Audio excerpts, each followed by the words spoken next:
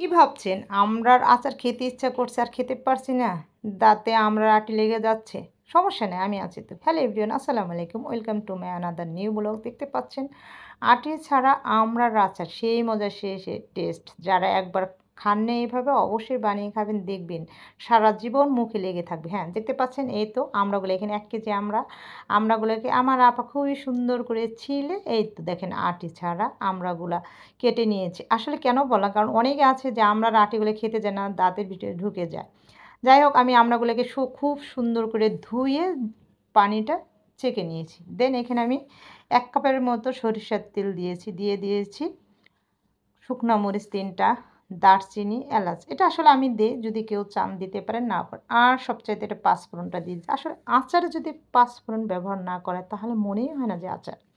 তারপরে দিয়ে দিলাম রসুন কুচি। রসুন কুচিটা ১ কাপের মতো দিবেন।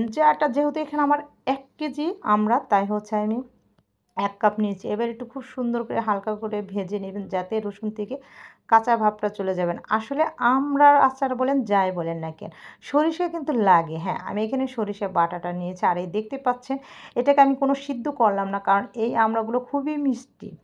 তারপর হচ্ছে আমি আমড়াগুলা দিয়ে দিলাম। দিয়ে দেওয়ার পর আমি জাস্ট ৫ মিনিটের মতো একটু নেড়ে চেড়ে নেব, যাতে এর ভিতরে যদি কোনো পানি থাকে তাহলে পানিটা বের হয়ে যাবে। তারপরে আমি এখানে পরিমাণ মতো চিনি দিব। আগে একটু লবণ দিলাম। যদি কেউ লবণ, আসলে আচারে একটু লবণ দরকার হয় আমার, তাই আমি পরিমাণ মতো ১ চিমটি হচ্ছে চিনি দিয়ে দিয়েছি। এই তো এখন দেখতে পাচ্ছেন এর ভিতরে দেখতে পাচ্ছেন যে একটু পানি বের হয় নাই সম্পূর্ণ তেলের উপরে। তারপর আমি পরিমাণ মতো হচ্ছে চিনিটা দিয়ে দিলাম। আমরা এমনি প্রচুর পরিমাণ মিষ্টি। আর এই সময় এভাবে যারা এখনও আমড়ার আচার বানাননি অবশ্যই বানাবেন। অনেকেই আমরা আছি বড়রা বা ছোটরা আচার খেতে চাই, কিন্তু দাঁতের ভিতরে আমড়ার আঁটি চলে যায়, খেতে পায় না।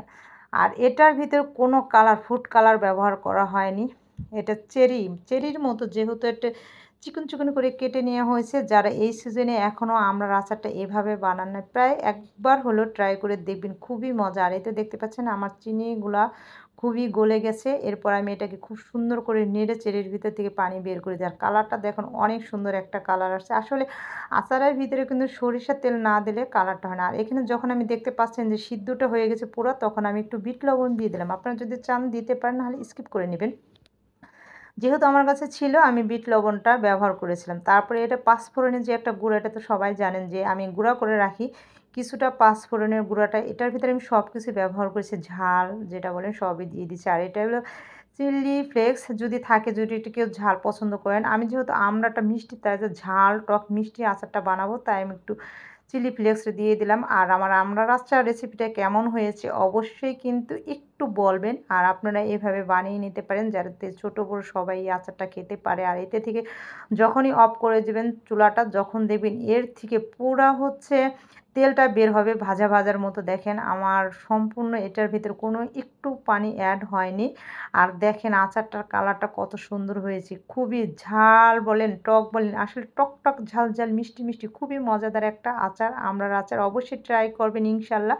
আমার আমড়ার আচারটা কিন্তু এখানেই শেষ। আল্লাহ হাফেজ।